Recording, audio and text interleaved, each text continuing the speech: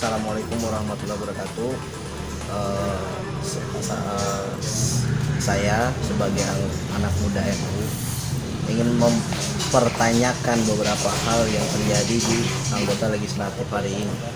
Sudah 1 tahun gitu AKD ini sudah berjalan, tapi apa hasil yang dilakukan oleh mereka gitu kan selama ini gitu ya.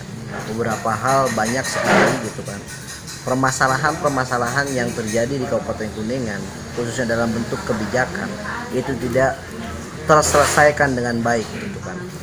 Apalagi kemarin saya mendengar adanya perubahan atau bisa dikatakan perubahan AKD dari komisi-komisi gitu kan. Ini menjadi satu pertanyaan, komisi yang kemarin sudah melakukan apa? Itu yang jadi pertanyaan. Kemudian saya juga ingin mempertanyakan kepada legislatif hari ini gitu kan, sejauh mana gitu kan, khususnya di Bapemperda misalkan, contoh Bapemperda hari ini gitu kan sudah 1 tahun bergerak dan berjalan gitu kan, tidak ada satu kebijakan, khususnya kebijakan Perda yang baru gitu kan. Bahkan jangankan ngomongin masalah Perda yang baru, Perda-perda sebelumnya yang sudah dibuat yang tidak ada realisasinya, itu tidak sama sekali dikaji bahkan dilaksanakan. Contoh misalkan di di bagian pendidikan dinia,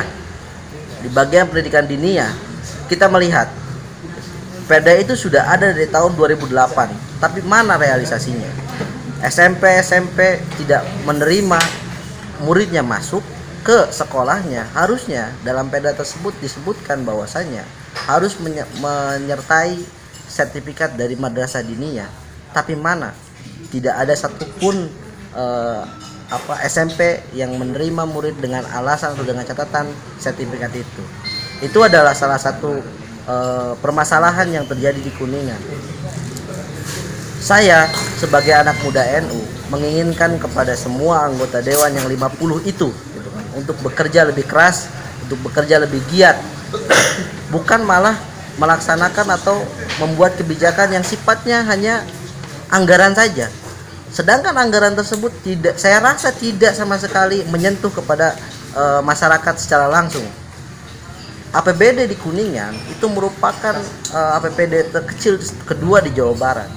Kita melihat bagaimana caranya Kuningan di sini gitu kan bisa maju kalau misalkan posisinya seperti ini terus. APBD merupakan stimulan untuk masyarakat Kuningan dalam beberapa kebijakannya yang dituangkan di APBD murni maupun perubahan. Kita melihat beberapa kasus yang kemarin muncul di dewan gitu kan, bahkan ada yang sempat untuk interupsi untuk melaksanakan tatipnya sebagai anggota dewan, tidak dilaksanakan. Ini menjadi satu permasalahan yang perlu kita bergarisbawahi. Artinya sejauh mana dewan bekerja untuk rakyat, itu menjadi pertanyaan.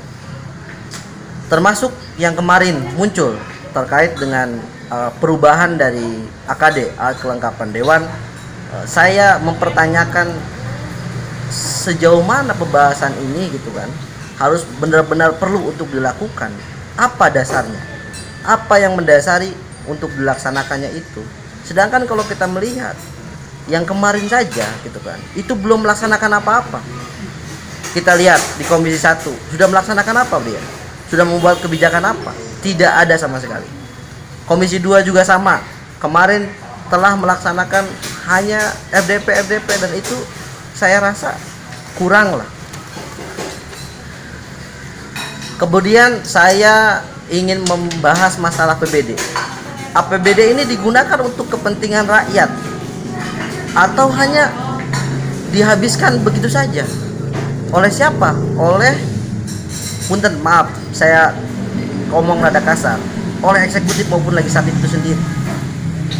APBD harusnya menjadi, tadi saya bilang, menjadi stimulan untuk rakyat, untuk Kabupaten Kuningan, untuk memajukan Kabupaten Kuningan itu sendiri gitu.